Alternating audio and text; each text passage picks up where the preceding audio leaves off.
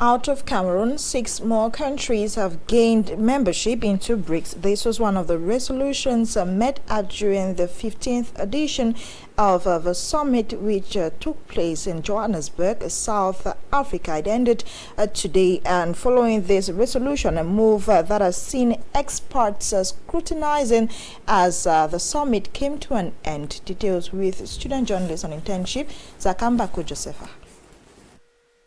6 new nations drawn from Africa, South America and Asia have become members of the Association of Emerging Economies of Brazil, Russia, India, China and South Africa, Brics.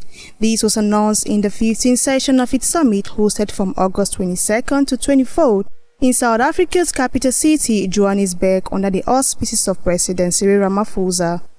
Beginning by addressing some of its most crucial global regional problems faced by its member nations, notable in the opening remarks of these leaders was the emphasis on the importance of finding ways to unite and support the bloc's development.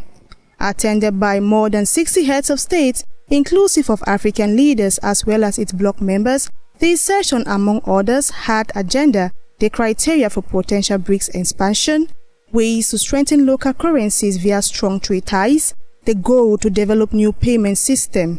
In its second day of events, Russian President Vladimir Putin redirected focus on the creation of a new development bank that will aid in capital needed for financing major projects. President Putin, who was represented by his Prime Minister but attended via video conference, used the platform to declare the de-dollarization process irreversible, citing that while share trade in national currency has increased by 40.5%, the share trade in dollar is on a decline. As for Russia, the trade volume with our Brics partners has increased by 40.5%, reaching a record over $230 billion. In the first half of this year, it grew by 35.6% compared with the same period in 2022 and constitutes of $130.7 billion. I would also like to point that the share of Brics countries with their population totaling 3 billion people now account for nearly 26% of the global GDP. Our 5 countries are ahead of G7 in terms of purchasing power. The objective and irreversible process of de-dollarization of our economic ties is gaining pace. We are working to fine-tune effective mechanisms for mutual settlement, monetary and financial control.